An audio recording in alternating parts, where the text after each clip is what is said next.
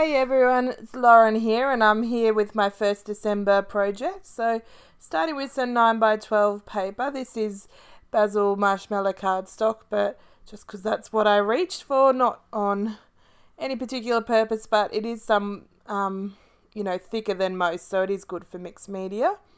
So I've just cut it down to 9x12, and I'm just going to start by spritzing or spraying some water on using my spray mist bottle. Just plain water straight onto the page, and then I'm going to use the Kaisercraft mist that we got in the kit, just using the nozzle, so the straw part, and I'm just dropping the paint on there. It sort of looks like it's coming out like an eyedropper. This iridescent spray mist really comes out in nice big blobs if you want it to, and you can also get the smaller blobs too. So it's really nice that it has that bit of texture or ability in its flexibility in its use. So here's my photo just of my eldest, and I'm just going to layer it up with all kinds of goodness. Now I've kept in the layering process because it is something I've noticed people seem to say they struggle with, or they don't know how this happened or how you get that. And not to say that my layering is the bomb, but I do like layering, so therefore I might as well keep it in to show you my thought process. So I've just got this little, no, it's not a label. I got this frame, and so I'm just going to clip it in underneath that corner of the photo. That means that the pattern is not overwhelming and just, outlining the photo in such a rigid way, but it's just there as a pop of interesting colour. But that also then takes away from that photo. Up in that top corner there's a photo, there's someone in the background who probably didn't mean to be in my photo at all, but that's okay. We can cover her up and do it that way. So there's that green stripe, which is packaging, and then those blue dots that I've just put on is packaging as well, and then that glassine bag again is packaging. So far all I've got is the frame and that little exclusive cut apart Project Life kind of size card sticking in there, which doesn't end up staying. So I also got these 4x6 pocket size cards out of the stash, out of my kit, and I'm trying to work out if I want to use them. I do then, lay it over my page and decide that those spots need to be spread out just like the rest of the colour, and then I lay it over top here, not putting it down because obviously it's wet, and decide that I don't want the yellow. I also don't want the black and white because that's adding too much colour, and it's just not what I was going for and just doesn't look appealing to me. I did try this gold wreath and I do want to put it on, but I thought before I do all that I need to commit to this layering, and then in the end that gold wreath doesn't end up on the page at all. So I kept in this layering part of the process too because it changes as I stick everything down. So I've committed to that frame. I'm just going to add on this paper here with the green stripe, and then going to put it on just so you can see those rigid like tear line kind of part up the top of that glassine bag rather than the straight edge. And then I rip the bottom of it, but I do rip it so badly. I have to fix it up a bit. There we go. And we're going to work with this page, and I go to rip that one, but it's got like a plastic coating on it because it's from the packaging from the stencils, so I have to cut it. But I do definitely add it to the background because it is such a good pop of the blue and the green that I've got going on. So this is a cut off of that top packaging that I turned over, and is a different green pattern on it, and I try to make it work. Oh boy, do I try to make it work. It doesn't end up on this part of the layout, even though I tried, I feel like, for half an hour. Maybe not. The whole layout only took me 25 minutes, so it certainly didn't take that long for me to decide where it went.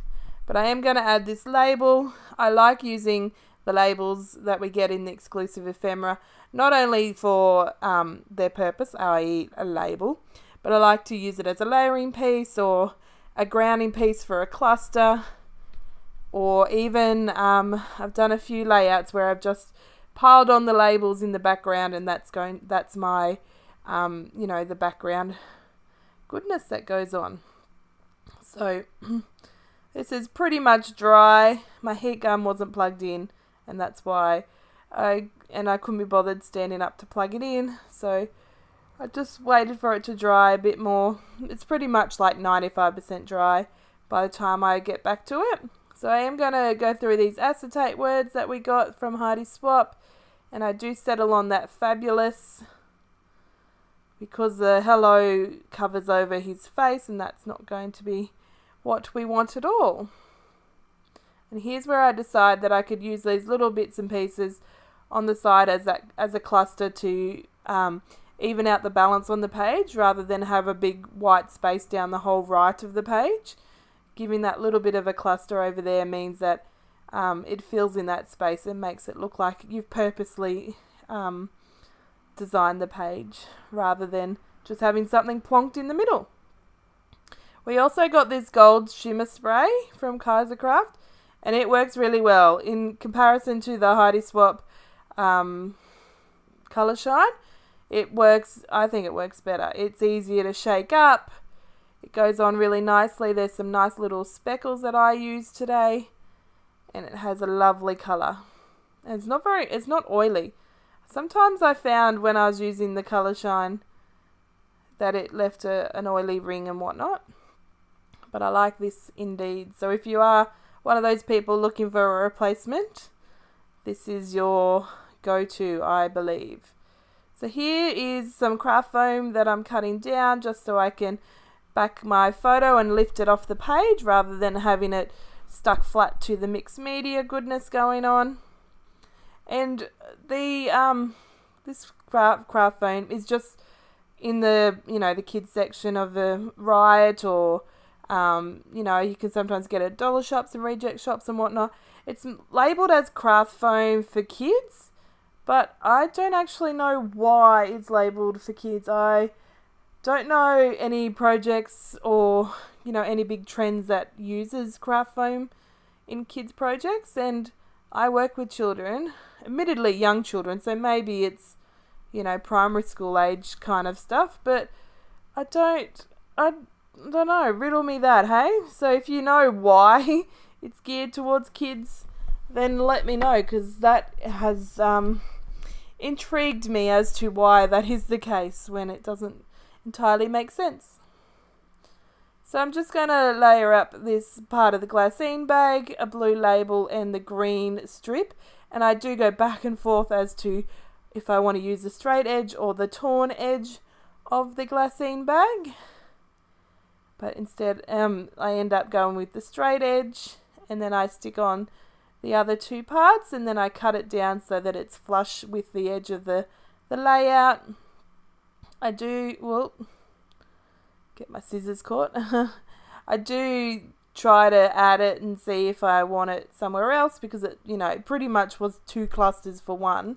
But instead I just pull off that label and add that to the photo layers, and that was a nice little addition. The whole reason of, I already told you, the whole reason of doing that right hand cluster is so that it balances off the page, but that's okay. So adding my journaling here, fast forwarded for you, because watching me journal is not going to be that great, especially when the journaling wasn't even that spectacular.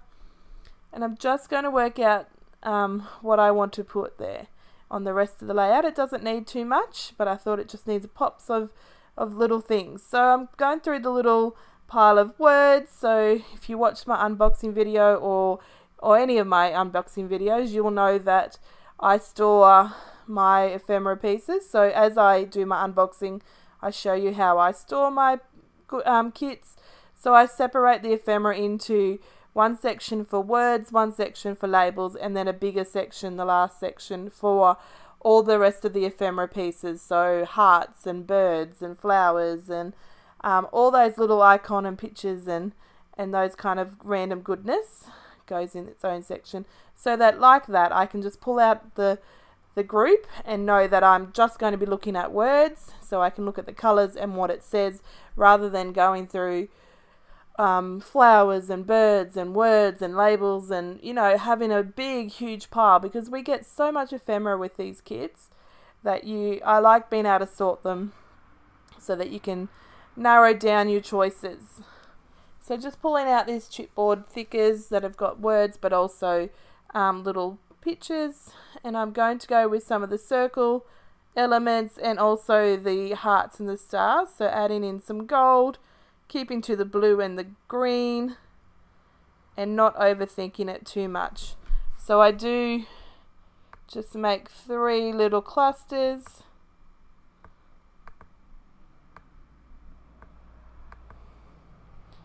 Just one up the top there, and then one down the bottom, and one to the left of the title. And then I do remember this sticker book and then go through it and find some half circles and some full circles to add to the clusters and the paper layers behind the photo.